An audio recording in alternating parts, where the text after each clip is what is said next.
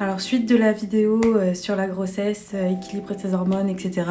Je vous laisse aller voir si vous n'avez pas vu la partie 1 qui est juste avant, parce que j'avais pas assez de temps tout à l'heure. Si vous avez des questions, n'hésitez pas surtout.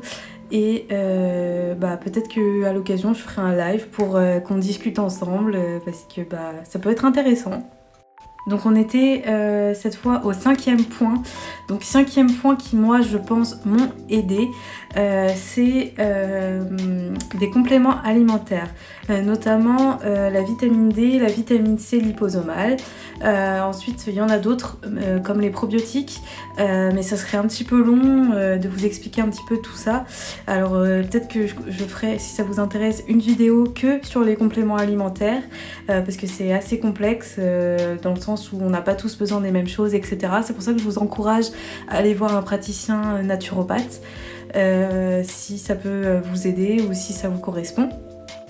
6e point qui est pour moi hyper important, c'est travailler sur soi. Faire une rétrospective en fait de sa vie. Vous voyez, on a tous des choses qu'on n'a pas réglées. Moi je vous encourage du coup à travailler sur ces points. Je vous dis ça parce que moi quand je tire les cartes des personnes qui cherchent à tomber enceinte, ça revient toujours. C'est le travail sur soi, c'est les blessures. Donc je vous encourage aussi peut-être à aller voir peut-être des thérapeutes comme un hypnotiseur, voilà, l'hypnose, ça peut faire du bien.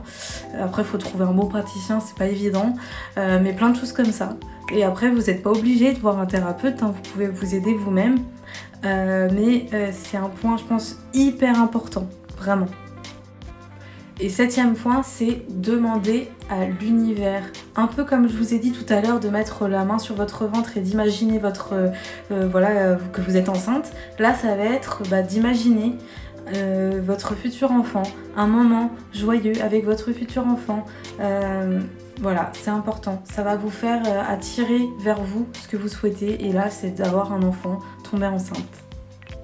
N'hésitez pas dans ce moment-là à parler avec votre guide, vous n'êtes jamais seul. Donc parlez à votre guide et demandez-lui de comprendre les choses que vous n'avez peut-être pas compris, qui vous aide à tomber enceinte. 8e point, et qui est aussi très très important, c'est ne pas se mettre de pression. Donc vous allez me dire que c'est simple après tous les points que je viens de vous citer, mais vous avez le droit d'être triste. Vous avez le droit parfois de craquer. Et c'est dans ce sens-là que je vous dis ne pas vous mettre de pression. Parce que je sais qu'on s'en met beaucoup quand on n'arrive pas à tomber enceinte.